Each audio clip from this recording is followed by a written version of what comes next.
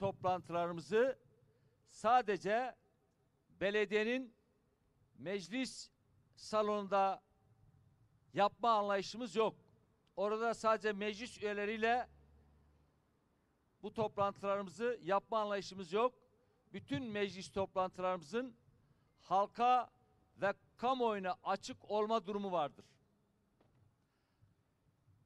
Ama mevcut bu durumdan dolayı, işgalden dolayı biz meclis toplantımızı şu anda belediyemiz etrafına bariyerlerle çevrili güvenlik güçlerinin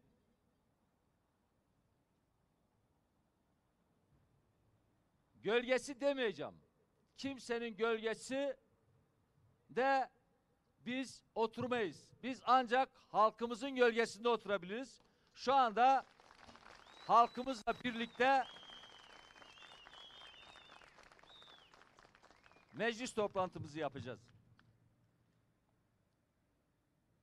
Biz şunu ifade ettik her zaman. Yerel yönetimler olarak, eş başkan olarak sadece halkımıza şu sözü verdik. Dedik ki bizler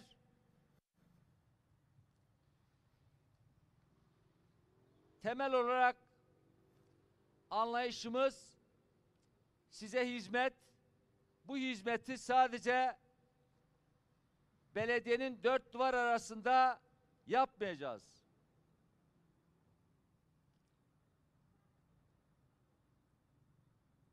Halkımızın sorunlarını halkımızla birlikte tartışarak,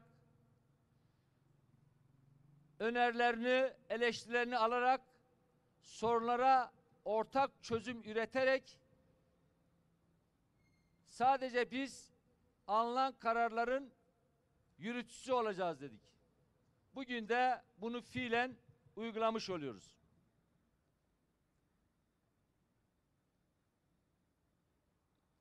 Şunu bir defa daha tekrarlayalım. Bu ceberrut zihniyet, halkın iradesini yok sayan zihniyet bir hastalıktır. Tekçilik bir hastalıktır. Tekçilik aynı zamanda ırkçılıktır, hastalıktır. Bu tekçilik hastalığının panzehiri de çoğunluktur, çokluktur. Biz bu ceberrut sistemin haksızlıkta, hukuksuzlukta, zorda, zorbada çok istikrarlı olduğunu biliyoruz. Ama şu da bilinsin ki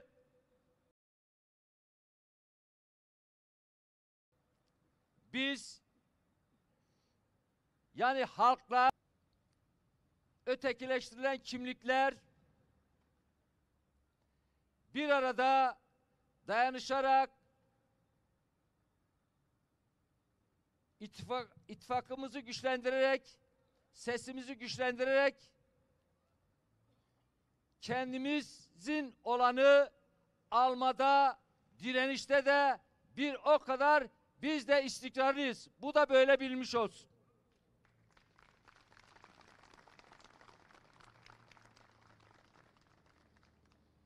Bizim için her yer meclistir. Bu meclisimize hoş geldiniz diyoruz. Meclis toplantımızı başlatıyoruz arkadaşlar.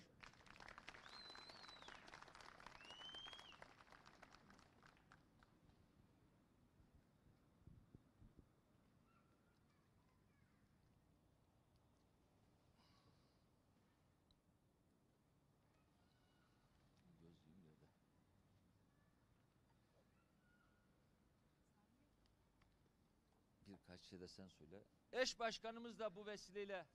Evet. Ben de bütün misafirleri Saygıyla selamlıyorum. Hepiniz hoş geldiniz diyorum.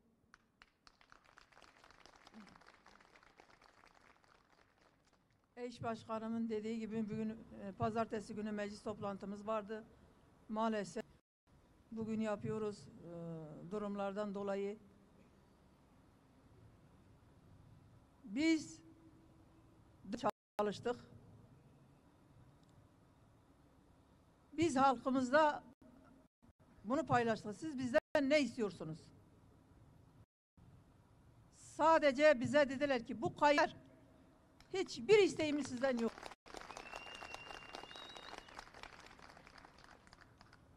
Bunlar arefesinde bütün kamu araçlarını, bütün devletin gücünü, parasını, taşıyan oylarını tehdit ederek insanların maaşıyla, üniversite gençleriyle, kadının çoluk çocuğun parasıyla, her şeyle tehdit ederek buna rağmen biz kazandık. Bizse tertemiz, hür bir iradeyle çalıştık alanlarda. Biz insanlara ne bir iş sözü verdik, ne bir şeyler var. Çünkü bunlar hırhızlar. Biz sadece bizim yanı başımızda Argıl diye bir mahallemiz var. 100 parsel arazi satışa çıkarmışlar. 100 parsel arazinin içinde 800 kişi başvurmuş. 17 trilyon para kişi başına 20'şer milyar teminat ödemişler. 17 milyar para biz ödedik. O teminatın bankada kalması gerekirken onu bile çalmışlar. Bunlar hep hırsızlar, hep çalıyorlar, duymadılar. Seçimden bir hafta önce 3000 kadınımızı burada yağmurun altında gece yarısına kadar hakaret ettiler. 3'er bin lira para dağıttılar. Yanlış, sahte meclis toplantısıyla mecliste sözde meclise geçirmişlerdi. O bile yalandı. Meclis diye bir şey yoktu. Her sözü verdiler. Biz bunu kabul etsek halk kabul etmez. Bunu kabul etmez. Çünkü biz alnımızın teriyle bu belediyemizi kazandık. Çünkü biz direnerek kazandık. Ne bir yalan söyledik, ne bir söz verdik. Biz bu işte halkımız budur. Bunlar bugün burada oturabilirler. Bunlar vermese 4 ay, 4 yıl, 5 yıl hemen gelir, biz geri otururuz, geri kazanırız. Bunlar o zaman ne yapacaklar? Bunlar bütün Türkiye, bütün dünya biliyor. Bakın Türkiye'yi uçuruma götürdüler. Gençlerimiz hepsi Avrupa'ya gitti. Memleketimiz çok güzel. Toprağımız çok güzel. Hepimize yeter. Maalesef bizi burada sürgün ediyorlar. 800 bin parsel arazi sattılar. Kime sattılar? Biz 7 aydır buradayız. Karadeniz'den geliyordu. İzin verirseniz biz 35 yıl Halfeti'de hizmet yapacaksın. Sen Karadenizlisin. Senin Halfeti'nin arazinde ne işin var? Erzurum'dan gelenler var. Artvin'den gelenler var. Karadeniz'den gelen. Çünkü bunlar bütün mafya çetelerine satmışlar. Biz yarın öbür gün burada mülteci durumuna düşersek hiç şaşırmayalım arkadaşlar. Bütün halkımız bunu biliyor. Kayyumlar elini gene diyorum çeksinler. Halfeti'yi bıraksınlar. Halfeti çok tertemiz bir ilçemizdir. Biz bize yeteriz. Türklerle, Kürtlerle hiçbir sorun aramızda yok. Dün söyledim, bugün gene söyleyeceğim. Hep söyleyeceğim. Bizim yerimiz, kapımızı açana kadar hep söyleyeceğim. Pes etmeyeceğiz. Yıkılmayacağız. Ayakta duracağız. Hep direneceğiz. Bu sözü arkadaşıma veriyorum.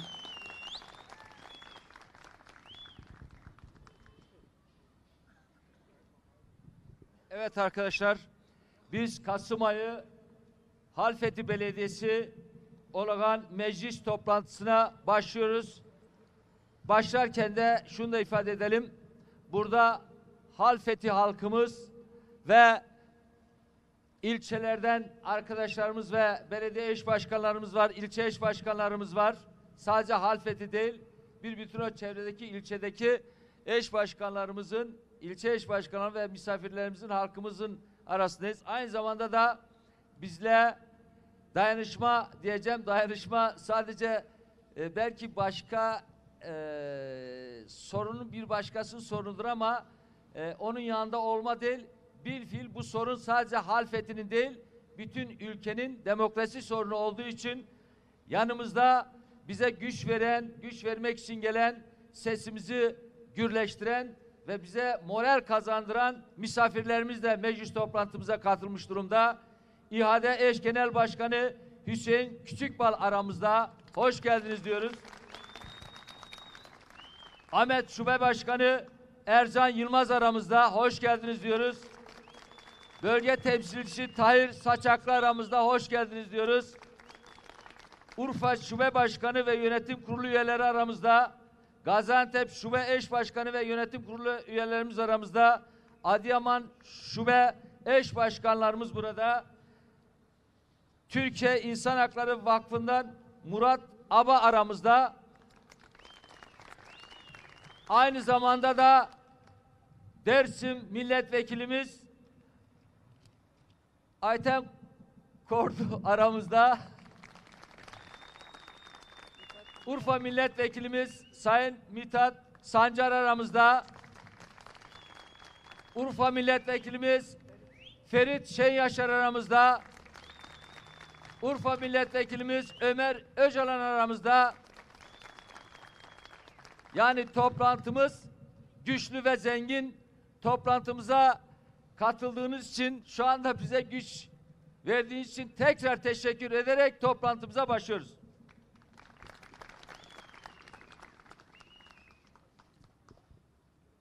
Evet arkadaşlar, değerli meclis üyeleri ve halkımız, Kasım ayı Halfeti Belediyesi olağan meclis toplantımızı açıyoruz. Hoş geldiniz. Önceden bütün meclis üyelerimize gündem maddelerimiz atılmıştı. Fakat şu anda da gündem maddelerimizi okuyarak meclisimize başlıyoruz. Gündem. 2 gündem halinde toplanıyoruz. Birinci gündem maddemiz, ilçemiz sınırları içerisinde yapılacak olan inşaatlar için ihtiyaç duyulan araç sayısı kadar otopark alanlarının araç başı ücretlerinin, yani metrekare fiyatlarının belirlenmesinin görüşülmesi. İkinci gündem maddemiz, ilçemizde sanayi sitesi alanda ve küçük sanayi sitesi alanlarda yapılacak olan dükkanların inşaat harçlarının belirlenmesi. Bu gündem maddelerine ilişkin arkadaşların, meclis üyelerimizin önerileri varsa gündem maddelerimize ekleyebiliriz. Halkımızın var mı gündem maddesine ilişkin? O halde gündem maddelerimize başlıyoruz. 1. İlçemiz sınırları içerisinde yapılacak olan inşaatlar için ihtiyaç duyulan araç sayısı kadar otopark alanlarının araç başı ücretlerinin, yani metrekare fiyatlarının belirlenmesi için görüşülmesi. Bu konuda sizleri bilgilendirmiş olalım. Şu ana kadar Halfeti'de imar konusunda ruhsat almaya geldiğinde vatandaşlarımız otopark ücreti de alınmakta. Fakat belediye eğer vatandaşta otopark ücreti alıyorsa belediye bu aldığı ücretlerle bir otopark inşa etmek zorundadır. Çünkü olmayan ya da hizmete sunulmayan bir şey için karşılıksız otopark ücreti almak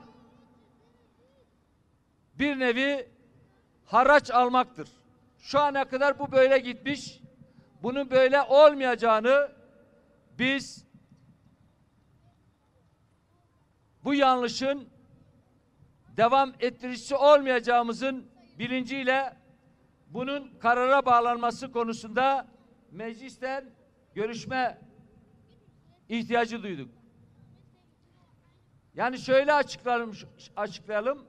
Şimdi bir bina yapılacak. Binanın ruhsatını vermek için mimari, statik, elektrik, makina, jeoloji ve bir bütün olarak teknik meselelerin doğru yapılıp yapılmadığına bakılıyor. Ondan sonra da imara uygunsa buna ruhsat veriliyor. Ama bir de şöyle bir durum var. Mevcut durumda her yapılacak inşaatın orada yaşayan insanların araçlarının muhafaza edilmesi için otopark zorunluluğu da var. Mevcut şu andaki Halfeti'de 5-600 metrekarelik gördüğünüz arkada normalde tek katlı bahçeli yapılan evler var. Bunlar sonra da imar değişikliği yapılarak 5 kat dükkan artı 5 kat ruhsat imar durumu yapılmış. Fakat bu doğru değil ama uygulanmış yapılmış. Bu doğru değil. Çünkü neticede Halfeti daha yeni şehirleşme pozisyona giriyor. Daha çok kırsallıktan şehirleşme geçiş aşamasında bir kentin imarı sadece binalar dikmek değil, nasıl bir insan nefes alırken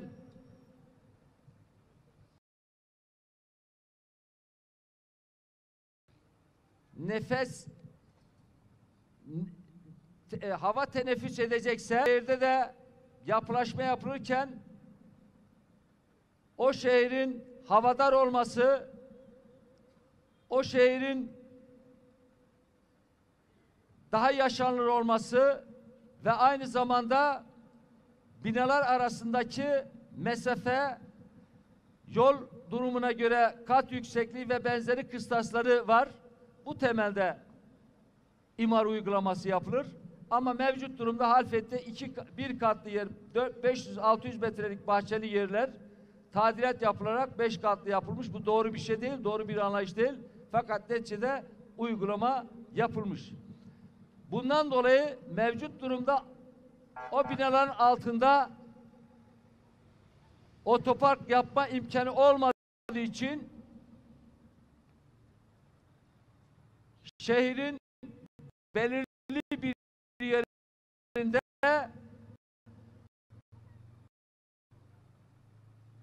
insanların arabalar otopark yapılması gerekiyor. Onun için alınan harçlar, ama şu ana kadar alınan harçlarda yapılmamıştır ve biz de bu temelde bu harçları belirleyerek ve önümüzdeki süreçte insanlarımızın araçlarını muhafaza etmek, aynı zamanda yollarımızı, caddelerimizi biraz daha rahat ulaşıma açabilmek için şehrin bir yerinde çok katlı otopark yapmak için bu gündemi görüşeceğiz. Bu açıklamalar sonrası meclisimize şunu sunuyoruz. Bu maddeyi imar müdürlüğümüze, imar komisyonumuza sevk etmeyi, orada metrekare fiyatı üzerinde bir belirleme yapmak konusunda sevk etmek istiyoruz. Bu konuda meclis üyelerimizin onayını istiyoruz. Bunu onayınıza sunuyorum. İmar komisyonuna Evet. Başlamazdan önce farklı bir düşünce öneriyorum. Onu bir anlatabilir miyim? Bütün misafirlerimizi hoş geldin der, selamlıyorum.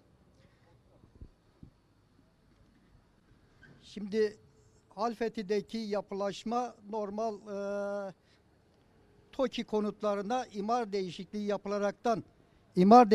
yapılaraktan imara açıldı. Dolayısıyla bazı eksiklikleriyle açıldı. Evet, güzel oldu ama eksiklikleri açıldı. Bu eksiklikleri devam ettirmek artık bize uygun değil. Benim önerim bu eksikliklerle başlayan buraya kadar gelen noktadan sonra bundan sonraki imarda yeni bir değişiklik yaparaktan en azından her katın altına %30'luk, %40'lık bir garaj yapımını şart koşarsak gelecekte bu sorunları da ortadan kaldırmış oluruz. Evet, otoparka ihtiyacımız var ama bundan sonrakilere de otopark yapacağımızda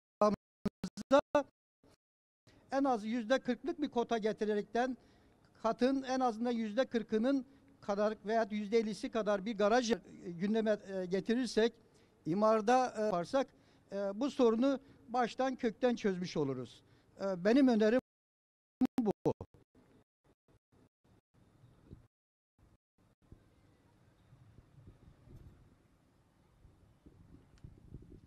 İlişkin arkadaşların belirtecekleri. Hal arkadaşın ifade ettiği şey doğru şeydir. İmar durumu müsait olan yapılması zaten şart.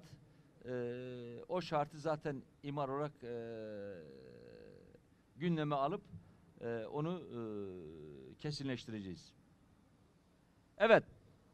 Şimdi bu konuda fiyat birimini belirleme konusunda bir imar komisyonumuz görüşülsün. Ondan sonra da tekrar meclis gündemine alıp kararlaştıralım diyoruz. Bu konuda arkadaşların farklı bir görüş yoksa onayına sunuyoruz. Bu gündem maddesini kabul eden arkadaşlar, tamam. Kabul etmeyenler, çekimsel kararlar yok. Bu gündem maddesini imar komisyonumuza gönderiyoruz. Önümüzdeki meclis toplantısında da karar altına alacağız.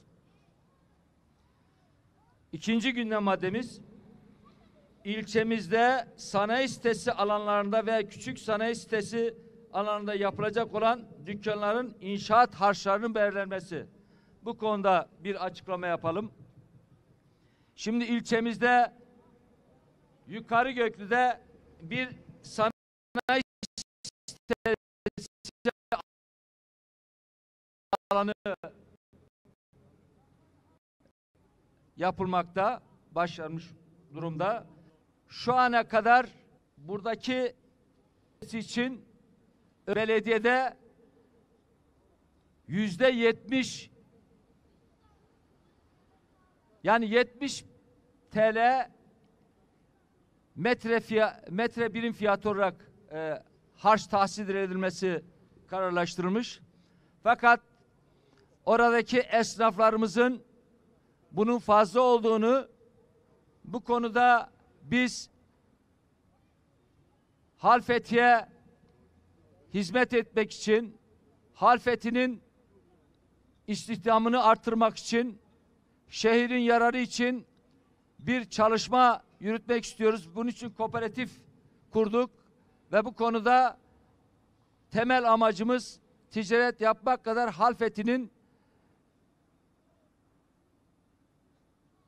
Halfeti'ye hizmet ve Halfet'teki istihdamı daha çoğaltmak için yapıyoruz. Bundan dolayı bize öneriler sundular. Biz de değerlendirdik.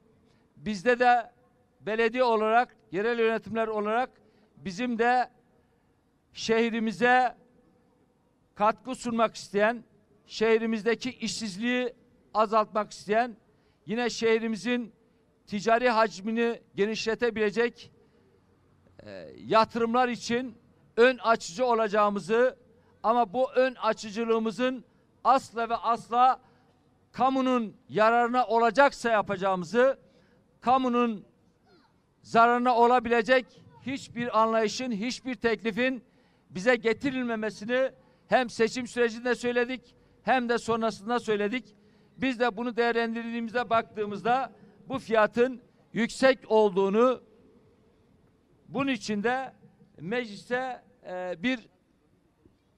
bunu değerlendirilip ve buna uygun bir metrekare fiyatı biçerek en azından sanayi sitesindeki girişimcilerin kısmen önünü açma konusunda bir yardımcı olabileceğimiz düşüncesiyle bu maddeyi meclise getirdik.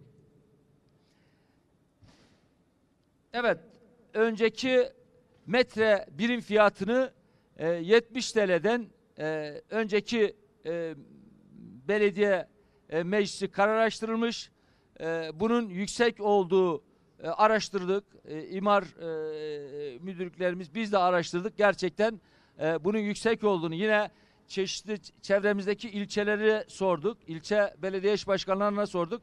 Bunun yüksek olduğunu ve bu anlamda da biz önceki anlayışın daha çok ranta dayalı olduğu için rantçı mantığıyla bu metre fiyatını belirlediğinin farkına vardık. Bunun için gündemimize aldık. Bizim önerimiz meclis üyelerimiz de kabul ederse 70 liradan 33 liraya düşürmek. Arkadaşlarım bu konuda metrekare birim fiyatının 33 liraya olması konusunda bir önerimiz var. Meclis üyelerimizin bu konuda düşünceleri nedir? Söz sizde arkadaşlar.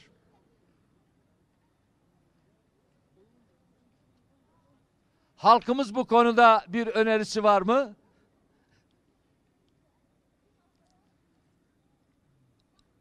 Var mı arkadaşlar?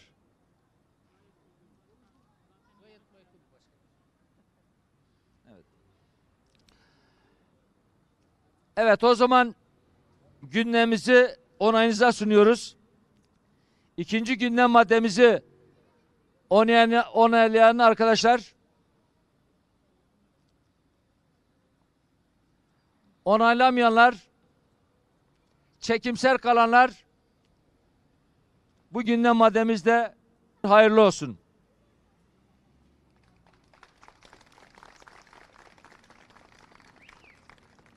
Evet, gündem maddelerimiz bitmiş oldu. Bütün halkımıza bu gündem hayırlı olsun diyoruz. Katılan bütün arkadaşlarımıza teşekkür ediyoruz. Önümüzdeki süreçte meclis gündem maddelerimizi daha da güçlendirmek için her ay sizlerin önerilerinizi bekliyoruz. Sizin önerilerinizi mecliste değerlendirerek sizin belirlediğiniz sorunlara ortak çözüm olmak istiyoruz. Biz Halfeti Belediye Eş Başkanları olarak şeflik değil, garsonluk yapmak için buradayız. Hepinize katıldığınız için teşekkür ediyoruz.